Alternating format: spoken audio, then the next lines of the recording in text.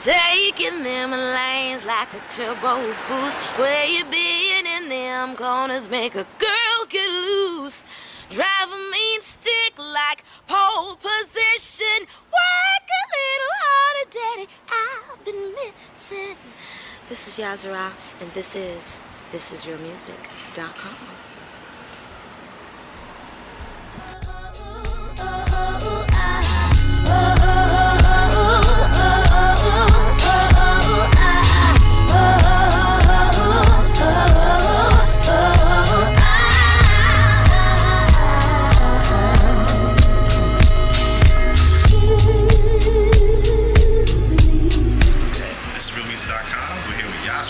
Hey, folks. Broadcasting live from Harlem. Harlem World, USA. And we're going to kick with Yahzarah, see what she's been getting into. So, for a lot of the fans who aren't familiar with your work, let's just take it back to the roots. How long have you been singing? All my life. All my life. Since the age of 7, in front of people. They used to have to hold me up because I'm tiny now. I was tiny then. They used to hold me up so that the church could see me when I was singing. And that's when I figured out that music was a powerful tool for making people change, making them feel good, changing the way they were before they came, and that I had been given something really great to do, with my voice. And then I started singing on stages when I was 10 years old. My first real professional gig was at the Kennedy Center when I was 10, and I had a full accompaniment and a pianist, and I sung in the Opera Hall at the Kennedy Center and actually won first place at this talent selection that they had for the city there.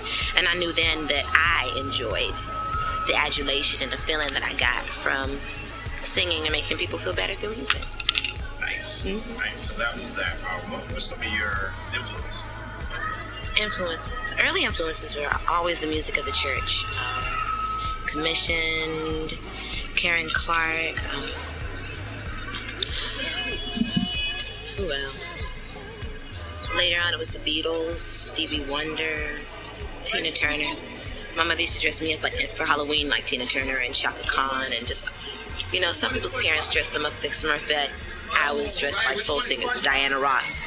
And I really kind of latched on to the music of Tina Turner and Shaka Khan. Shaka particularly because of her versatility. She could be real funky at some moments and like really subtle and just passionate at others. And I felt like she and I had a connection in that. She made me feel like I believed her, and I wanted to make people believe me when I sung like that. Tina just brings such a fire to things that I wanted to emulate that all the time. And then, the Beatles and all the sounds they used. I guess I'm a big gumbo of influences. So, let's talk about some of your past works. So, you've had albums, right? Yes. What were some of those? My first baby was called Hear Me, and I released that record in, I want to say 2000. And that was the first record where I got to kind of introduce myself to my fans. I really, really enjoyed that record out of everything I've done up to the Ballad of Purple St. James, which we'll talk about, because I didn't have anybody telling me what to do. I kind of brought myself, yes, to someone else's vision, but they really, really let me be myself. And I fell in love for the first time while I was writing this record and was coming of age and living in a college dorm. I'm just really blooming when I wrote that record, and I feel like I'm blooming again while I'm writing this new one. But secondly, after that, I put out Black Star, which was a great introduction to fans who might not have listened to Hear Me, so go get that if you can. And most recently, The Prelude, which is really dear and near to my heart because it's some songs that I didn't get a chance to release on previous records, and then some of it is just new stuff that I wanted to kind of put out there for my fans and people who hadn't known me, to kind of get them ready and, kind of warm the bed up for folks who are going to hear me when they hear the Ballad of Miss Purple St. James coming this summer. Okay, let's talk about that for a second. Yes. What inspired the title? In fact, you call yourself Purple St. James. Yeah, that's my alias. I invented her during the years where I was breaking up with my last label. I don't call it breaking up, I was leaving. And I was trying to assess what I wanted to put my name on and what I didn't after I left. And I was also singing for change at times. So when I was doing these sessions, I had to decide, when I was doing these sessions, I had to decide, like, do I want Yahzarah's name to be associated with Yo, my crew's got guns, I got guns? Which is, when I was singing for Hook, and I was singing hooks for, my bread. Those are some of the things I had to sing, and I just refused to put Yahzarah's name on it. So Purple was kind of born out of me saying I didn't want Yahzarah's name on stuff, and she kind of stuck. She could sing whatever she wanted. She could look however she wanted to look. She could say whatever she wanted to say, and no one would have a box around her saying that she was supposed to sing this type of music or look this type of way or associate with these type of people.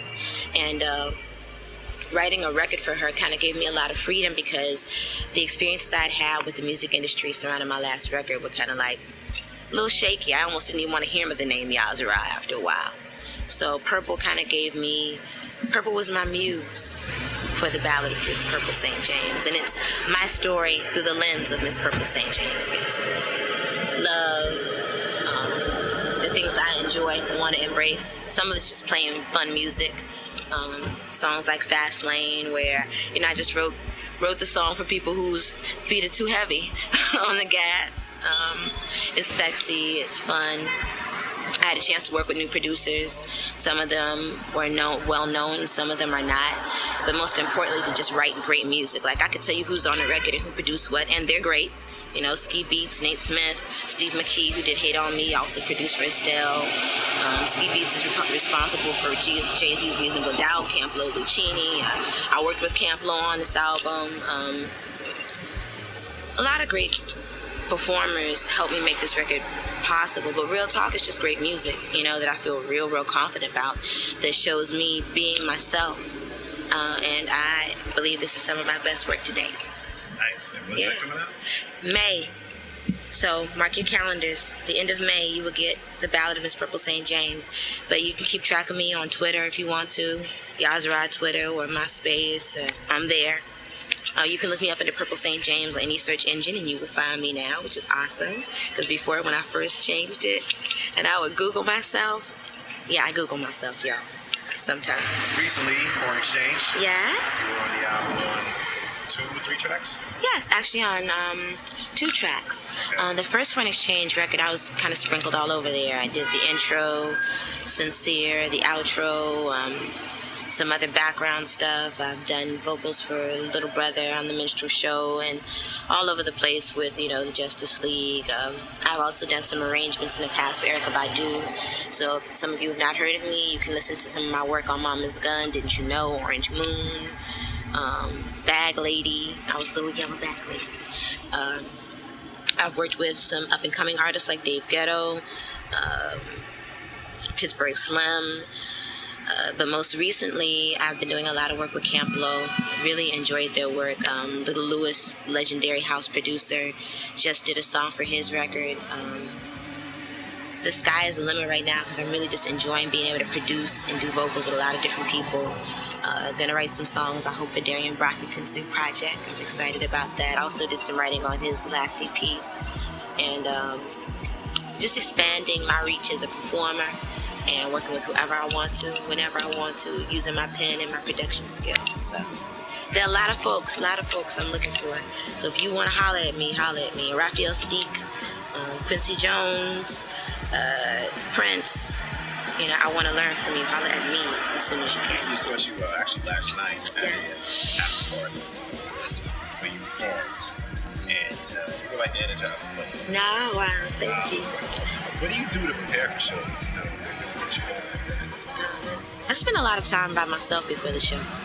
I try to center myself, because I know that I have to prepare to give the best of me to a whole lot of people at once. And I think with an objective. I look at the crowd.